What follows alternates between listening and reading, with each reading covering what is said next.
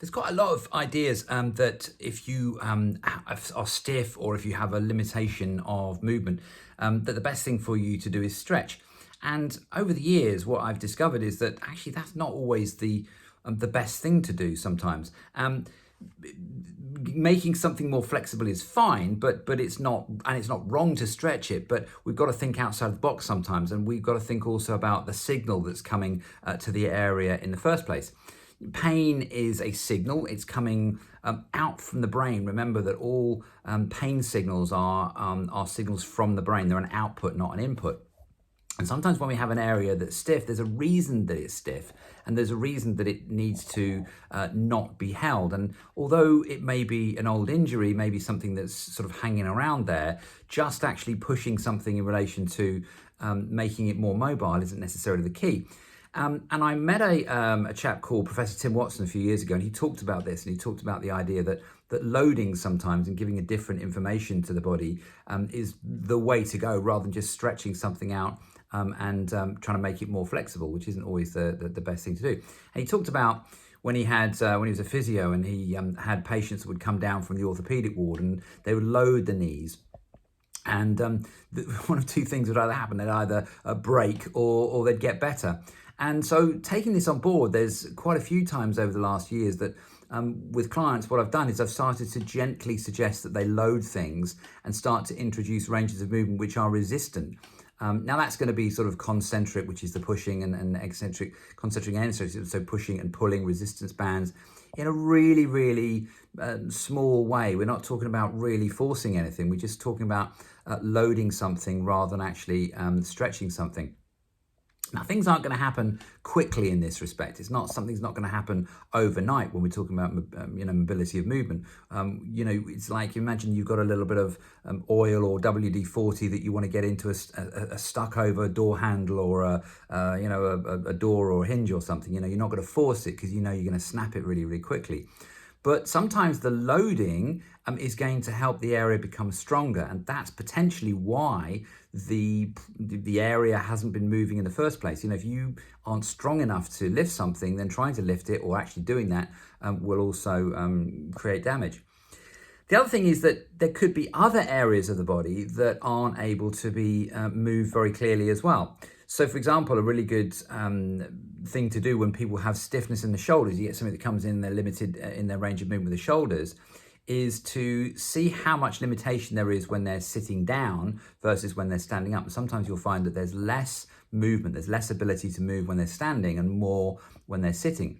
And the reason for that is that it's not just the shoulder that's involved here, or the neck that's involved here, but that there are other areas. So if you move your shoulder up and down, and at the same time you can feel what's happening in your hips on the opposite side, you'll feel that there's stabilization and contraction and movement down there.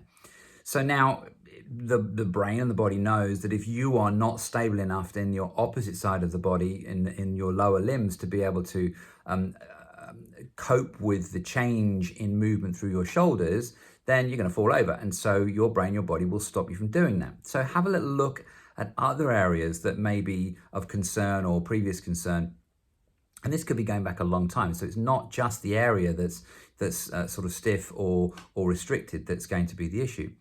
The other thing is that remember that the structures and the muscles that we're talking about aren't just the localized muscles and localized tissues. We talk about the shoulder. Well, you've got the shoulder joint, but all those muscles and all those structures around the joint, as well as sort of traveling down across the lower back, as we've already looked at, go into the neck. So we've got the trapezius, levator scapula, and so on and so forth. So if you see somebody with limited lateral flexion in their neck, a little limited movement in their neck, well, it stands to reason that the shoulders aren't going to be moving very much. And you can apply the same principle to knees or anything else like that, ankles, and so on and so forth. So the key here is introducing ranges of movement and ranges of function which are small, which are graded, which are gradual. You're not doing anything too quick. There's no place for instant gratification here. And starting to look at tissues that have been stiff for a while, there may be other reasons to it. The other thing I might do for people sometimes is move them around in terms of what their normal function would be. So, so their cups are in that cupboard up there. Well, let's move them and put them down there, and we can keep doing that. If you've got people that used to play sport, tennis, golf, or what have you, then give them a golf ball, give them a tennis racket, give them a squash racket, whatever it happens to be. And those movements are already hardwired. They're already loaded into the neural patterning of our brain. You know, we can remember those already. And so those can be done without having to look at something new. A lot of people will be very wary about taking a new exercise on board or a new movement on board, because they don't know how it's going to affect them. They don't know what that's going to feel like. And half the time they don't do it anyway. So introducing movements that they already know, even if it's years ago, can help them. So stretching also is one of those things that if people are doing it regularly, particularly if they're in their back and they have chronic pain, I will ask them to stop stretching. If it's a practice that they do something, they do it regularly, I will take that stretching away from them. And it feels counterintuitive. They think, I'm going to stiffen up, but actually we'll just introduce different movements. So stretching isn't always a key. Loading is really important. Resistance is really important, and look at the whole gamut. And if you're not feeling confident or qualified to do any of this, then please make sure that you send your clients to other health professionals who can help them with that. Hope that's been interesting. So please leave me a comment, anything else you want to see, anything else you're not sure about, ask any questions. Really love to hear from you, and please get on board and let me know if there's anything else you want to hear about.